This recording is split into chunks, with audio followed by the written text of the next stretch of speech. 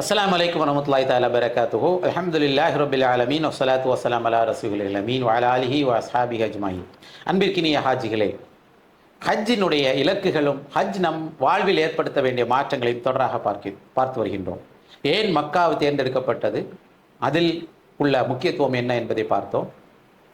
ஹஜ்ஜிற்கான அந்த இறைவனுடைய விருந்தாளிகளுக்கான அந்த அழைப்பு என்ன, அந்த அழைப்பிற்கான பதில் என்ன, தல்பியாவினுடைய சாரம் என்ன, தல்பியா சொல்வதனால் நம் வாழ்வில் என்ன மாற்றம் ஏற்படும் என்பதை குறித்து பார்த்தோம். தொடர்ந்து அடுத்ததாக எவ்வாறு செல்கின்றோம், இது மிக முக்கியமானது இல்லையா? எவ்வாறு செல்கின்றோம்?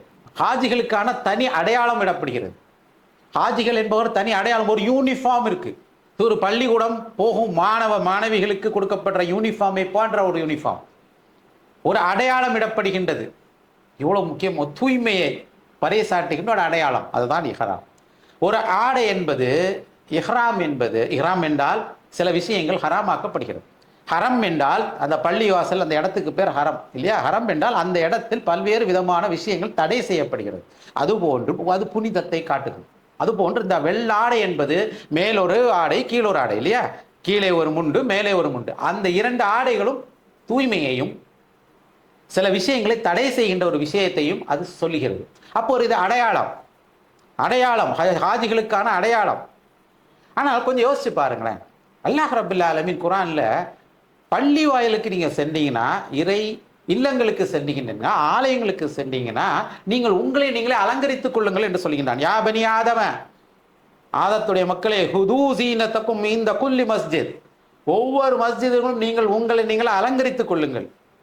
ஏன்னா ஆடை இல்லாமல் நிர்வாணமாக இருப்பது புனிதமாக கருதப்பட்ட உலகத்துல ஆடை அணிவது, அதுவும் எங்க புனித தன்மையை பறைசாட்டுகின்ற இறை இல்லங்களில் ஆடை அணியுங்க, அழகுபடுத்துங்க, பள்ளிவாசல்ல அழகுபடுத்துங்கள் என்பது குர்ஆனுடைய பொது விதி, மார்க்க பொது விதி, எல்லாருக்கும் தெரியும். அப்படின்னா இருக்கிறதுலே மிக புனிதமான இடம் எது? மக்கா. இருக்கிறதுலே மிக அதிக புனிதமான பள்ளிவாசல் எது? ஹரம் ஷரீஃப், நம்ம போகின்ற மக்கா காபத்துல்லா தான். அப்படின்னா எவ்வளவு அழகான ஆடை அங்கே அணிய வேண்டும். நல்லா யோசிச்சு பாருங்க, ஏன் இப்படிப்பட்ட ஒரு ஆடை? இது ஒரு யூனிஃபார்மிட்டிக்காக மட்டுமல்ல, இதில் ஒரு தத்துவம் இருக்கிறது. நம் வாழ்வில் இது மிகப்பெரிய ஒரு மாற்றத்தை ஏற்படுத்துகின்ற ஒரு விஷயம். கொஞ்சம் யோசிச்சு ஒரு கேள்விக்கு பதில் சொல்லுங்க. ஹஜ் யார் மீது கடமை? ஏழைகள் மீதா பணக்காரர்கள் மீதா என்றால் பணக்காரர்கள் மீது தான் கடமை. அப்போ ஏழைக்கு பணக்காரருடைய ஆடையை கொடுப்பதை விட பணக்காரருக்கு ஏழையுடைய ஆடையை கொடுப்பதுதான் சிறந்தது. மறுபடியும் யோசிச்சு பாருங்க, எது முக்கியம்? ஏழைக்கு பணக்கார ஆடையை கொடுப்பதை விட பணக்காரர்களுக்கு ஏழையுடைய ஆடையை கொடுப்பது தான் சமூக சிந்தனை ஏற்படுத்துகின்ற ஒரு விஷயம்.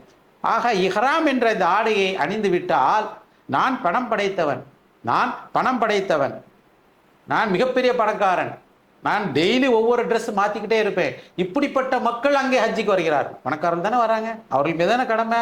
அப்போ அவர்களுக்கு என்னென்ன மாதிரி ஆடைகளை அணியணும்னு நினைப்பாங்க? இருக்கிறதுலே காஸ்ட்லியான ஆடை அணிவோம்.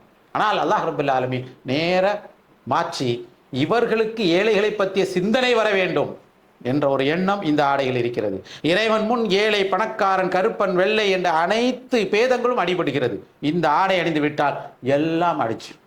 அன்பானவர்களே, இதுதான் மிக முக்கியமானது. இன்னொரு விஷயத்தை யோசிச்சு பாருங்களேன், எவ்வளோ சிக்னிஃபிகன்ஸ் இருக்குது பாருங்க, எவ்வளோ அழகான ஒரு நுணுக்கமான ஒரு விஷயம் இருக்கிறது. கொஞ்சம் யோசிச்சு பாருங்க. இருக்கிறதுலே மிகச்சிறந்த ஆடை அணியலாம் என்று அனுமதித்திருந்தால், வெள்ளைக்காரன் கோட் சூட்டோட வந்து நிற்பான். இந்தியாவில் ஒவ்வொரு கலாச்சார ஆடையில மிகப்பெரிய கலாச்சார ஆடையை வந்து அணிஞ்சிட்டு வருவான்.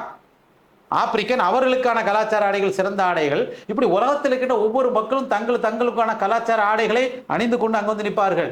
எந்த ஒரு சமத்துவத்துக்காக இந்த ஹஜ் ஏற்படுத்தப்படுகிறதோ அந்த சமத்துவம் இல்லாமல் கூட போய்விடலாம். ஆக இங்கே சமத்துவத்தை நிலைநாட்டுகின்ற மிக முக்கியமான ஒரு பண்பாக இஹ்ராம் ஆடை இருக்கிறது. அதனால் இந்த ஆடை அணிந்து விட்டு உம்ராவையும் ஹஜ்ஜையும் நிறைவேற்றிய ஹாஜிகளை, நிறைவேற்ற போகின்ற ஹாஜிகளை, நம் வாழ்வில் மிகப்பெரிய ஒரு முடிவை எடுத்துக்கொள்ள வேண்டும். என்ன? ஒன்று, என்னுடைய உள்ளத்தில் எவ்விதமான பேதமும் இருக்கக்கூடாது, ஏழை பணக்காரங்கிற எண்ணம் இருக்கக்கூடாது. நான் ஹாஜி, நான் அல்ஹாஜ் என்ற எண்ணத்தை நாம் ஏற்படுத்திவிட வேண்டாம். இறைவன் முன் அனைவரும் சமம், இறைவன் முன் அனைவரும் தேவையுடையவர்களே என்பதை நினைவு கொள்ள வேண்டும். அல்லாஹ்வின் தூதர் ஸல்லல்லாஹு அலைஹி வஸல்லம் அவர்கள் கேட்ட அதிகமான அந்த துவா ரொம்ப மிக முக்கியமான துவா. அல்லாஹ்விடம் கேட்கின்ற துவாவில் மிக முக்கியமான துவா, அந்த கனியும் நஹனு ஃபுகரா, இறைவா நீயே பணக்காரன், நீயே செல்வந்தன், நீயே அனைத்தும், நான் ஃபுகரா, நான் ஏழை இல்லையா? அப்போ இந்த விஷயத்தை இந்த ஆடை நமக்கு கொடுத்துக்கிட்டே இருக்கும், நினைவுபடுத்திக்கிட்டே இருக்கும். அந்த ஆடை அணிந்து விட்டால் தேவையுடையவர்கள் நம் நினைவுக்கு வர வேண்டும், நம் சுத்தி இருக்கின்ற தேவையுடையவர்கள் நம்ம எண்ணத்தில் வர வேண்டும், நம்மை சுத்தி இருக்கின்ற மக்கள் அனைவரும் சமம்தான் என்கிற எண்ணம் வர வேண்டும். ஆக எங்கே செல்கின்றோம், அழைப்பை எவ்வாறு பதிலளித்துக் கொண்டு செல்கின்றோம், எந்த நிலையில் செல்கின்றோம் என்பதும் மிக முக்கியமானது. அதிலும் நம் வாழ்வில் மாற்றம் ஏற்படுத்துகின்ற விஷயங்கள் உள்ளது. இறைவன் அந்த மாற்றத்தை நம்முள் ஏற்படுத்த வேண்டும்.